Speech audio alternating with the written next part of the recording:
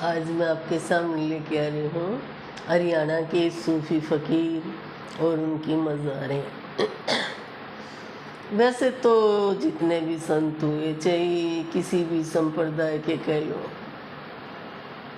किसी भी मज़हब के कह लो, सभी सूफी हैं, क्योंकि सभी निर्मल निर्वैर होते हैं। इनके सामने सभी एक होते हैं, इनमें कोई फ़र्क नहीं होता। संतों के सामने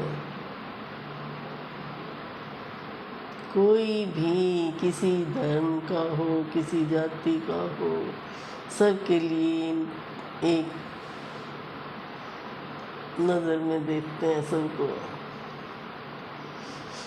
लेकिन फिर भी बात हुई थी ये कि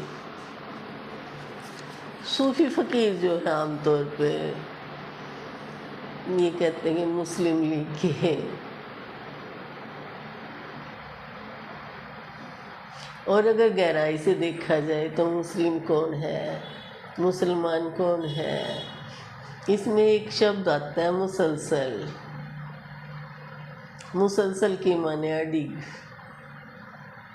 अडिग जो एक जगह पे खड़ा हो गया, जो परमात्मा के नाम पे खड़ा हो गया, वही मुसलमान है।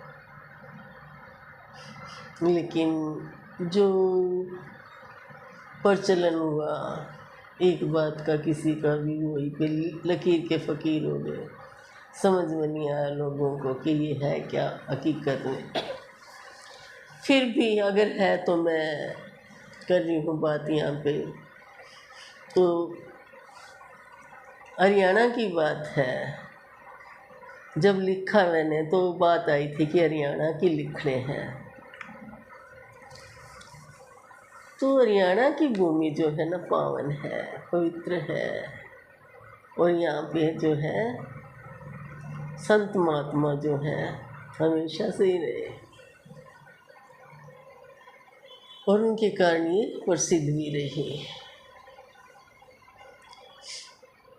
कहा जाता है कि पुराने समय में,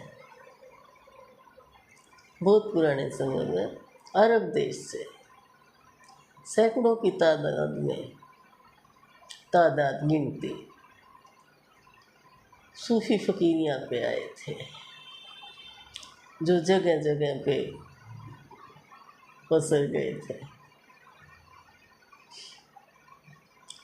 तो सूफी के माने मैंने बताया आपको, पाक साफ मानवतावादी, किसी में कोई फ़र्क नहीं, जैसे सूफ है। ये बात मैंने पहले भी एक सत्य घटना थी उसमें बताई थी। सूप, छाछ, अनाज का सारा जो कूड़ा करकट है वो उससे निकल जाता है, और उसमें क्या रह जाता है, बाकी अनाज का एक एक दाना जो साफ़ सुथरा है वही, यानी कि बिल्कुल एकदम प्योर। तो जो सूफी है वो भी एकदम प्योर, निर्मल निर्वैर। गुरु नानक भी कहते हैं निर्मल निर्वैर। 10 ये बातें बताई, फिर बताऊंगी ये मैं आपको दूसरी इसमें जब इनका के बारे में बोलूँगी। तो उनमें से कई किसी भी धर्म या जाति के प्रति कोई आसक्ति नहीं होती इनमें, सूफी फ़कीरों में। मैंने बताया सभी फ़कीर कह लो, संत कह लो, बात एक ही है। तो इनको किसी से कोई शिकवा गिला नहीं होता, कोई धर्म का नहीं आता इनके आड़े, ना कोई जाति आती।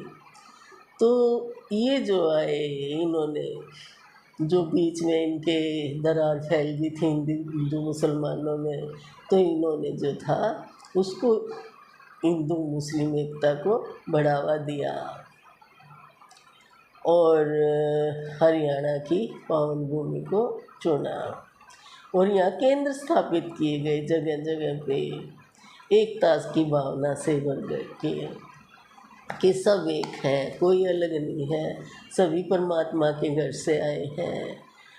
और ये जो सूफी फ़कीर थे ज़्यादातर चिश्ती ख़ानदान के थे, गोत्र होता है चिश्ती। तो जिनमें सबसे पहले यहाँ पे अजमेर में प्रादुर्भाव हुआ, यानी कि वहाँ पर विराजे कौन, हज़रत मोइनुद्दीन चिश्ती, जिनके यहाँ भारत का सम्राट अकबर, जिसको मान की पदवी मिली थी, औलाद के लिए नंगे पैर चल के गए थे। और उनके यहाँ रानी जोधाबाई जो थी, हिंदू थी, और इनकी शादी हुई थी उनके साथ। तो उनके गर्भ से सलीम नाम की संतान पैदा हुई, और ये जो था उन्हीं का करिश्मा था।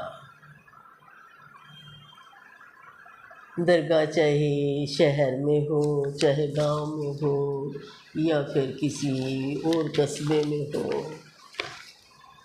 कहीं पे भी हो, ये आपस में समन्वय है सभी का, सांप्रदायिकता एकता का एक अनूठा नमूना है। यहाँ पर सभी लोग आते हैं, चाहे हिंदू हो चाहे मुसलमान हो, दोनों ही सद्भावना से एक दूसरे का सम्मान करते हैं, या यूँ कहें कि दोनों ही नतमस्तक होते हैं। धन्यवाद। आज इतना ही। अब मैं दूसरे पार्ट में डालूँगी और आगे इसके। आज बस मैंने इतना इनके बारे में बताया। धन्यवाद। मेरे चैनल को सब्सक्राइब करें, लाइक शेयर करें। धन्यवाद। और सुनिए।